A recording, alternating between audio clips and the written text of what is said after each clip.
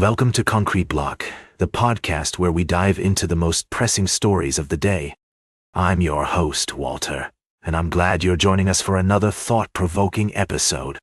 Today, we're going to explore a complex situation unfolding in the Middle East, involving Israel, Syria, and the United States. As always, our goal is to provide a fair and balanced analysis of the events, without taking sides or promoting any particular agenda. Recently, Israeli Prime Minister Benjamin Netanyahu has been adopting an increasingly aggressive stance towards its neighbors, including Syria, Lebanon, and Iran. This shift in policy has led to heightened tensions in the region, with some experts warning of potential consequences for Israel's relationships with other countries, particularly the United States. At the heart of this story is the Israeli government's perception of its own strength and capabilities. With a strong military and advanced technology, Israel feels confident in its ability to take on regional threats.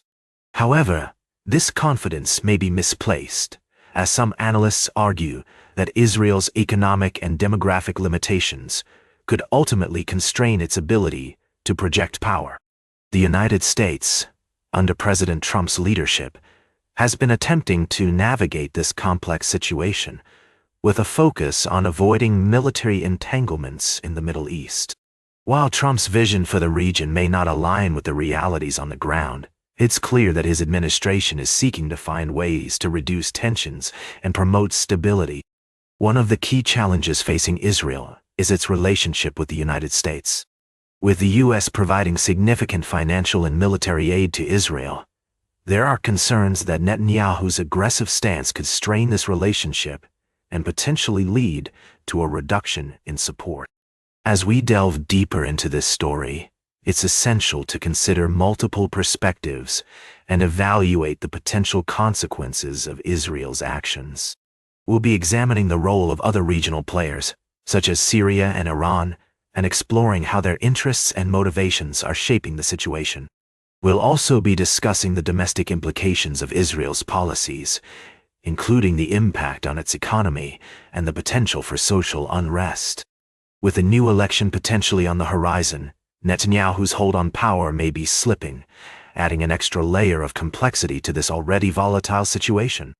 As we continue to explore this story, we'll be seeking input from experts and analysts with diverse viewpoints, ensuring that our discussion remains balanced and informative. We'll be right back with more of today's top news on Concrete Block. Welcome back to Concrete Block. We're diving into a complex and intriguing story that raises questions about international relations, human rights, and the intricacies of prisoner swaps. Recently, a significant exchange took place between the United States and Venezuela, involving the release of several American nationals in return for individuals wanted by the U.S. government. However, one aspect of this swap has caught particular attention due to its unusual and troubling circumstances.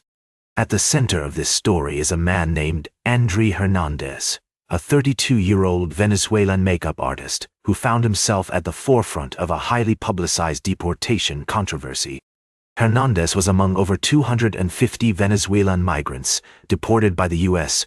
to El Salvador's notorious Secot prison under the 1798 Alien Enemies Act invoked by President Donald Trump.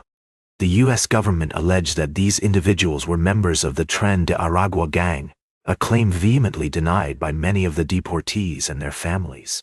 Hernandez's case is particularly noteworthy because he had an active asylum case in the U.S. when he was deported.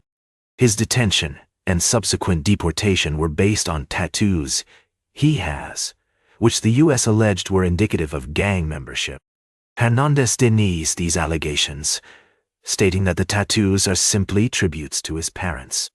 The conditions under which Hernandez and the other deportees were held in El Salvador's Secot prison have been described as harsh, with allegations of physical abuse, including beatings and the use of rubber projectiles, psychological torture, and being served rotten food.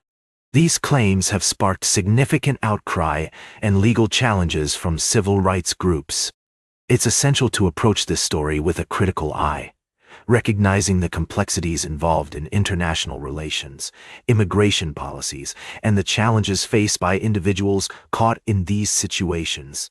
The U.S. Department of Homeland Security has dismissed allegations of abuse, characterizing the deportees as criminal illegal gang members, while El Salvador's government has not commented on the specific allegations of mistreatment at Sikot prison. As we navigate this story, it's crucial to consider multiple perspectives and the broader implications for human rights, especially in the context of LGBTQ individuals like Hernandez, who may face additional risks upon return to their home countries due to persecution. This saga highlights the urgent need for transparency and accountability in immigration and deportation processes, ensuring that human rights are respected and that individuals are not subjected to undue harm or discrimination based on their identity, nationality, or the circumstances of their detention. Stay tuned for our final story of the day, right here on Concrete Block. Welcome back to Concrete Block, folks. We're wrapping up today's show with a look at the ongoing trade tensions between the U.S. and Canada. As we've been following this story, it's clear that the tariffs imposed by the Trump administration are having a significant impact on border communities. We've heard from Senator Patty Murray of Washington State, who's leading the charge against these tariffs, saying they're causing economic uncertainty and hurting American businesses. The numbers are stark, with Canadian tourists visiting Washington State down by 33% in June, compared to last year, and return trips by air plummeting by over 22%. That's a significant blow to local economies that rely on cross-border trade. But it's not just the U.S. that's feeling the pain. British Columbia Premier David Eby has been vocal about the need for Canadians to stand up for their sovereignty, even if it means taking a hit economically. The province has banned the sale of U.S. alcohol in government-run stores, and industry groups are reporting a sharp decline in sales. Now, we want to be clear that this is a complex issue with no easy solutions. Both sides have valid concerns, and it's going to take some careful negotiation to find a way forward. But one thing is certain: the longer these tariffs remain in place, the more damage they'll do to communities on both sides of the border. As Edmund Schweitzer, founder of Schweitzer Engineering Laboratories, put it, President Trump seems to have created the 51st state that he was talking about, which is the great state of uncertainty. That's a sentiment we've heard from many business leaders and residents affected by these tariffs. So, that's all for today's Concrete Block. Remember to like, share, and subscribe. And until next time, stay informed.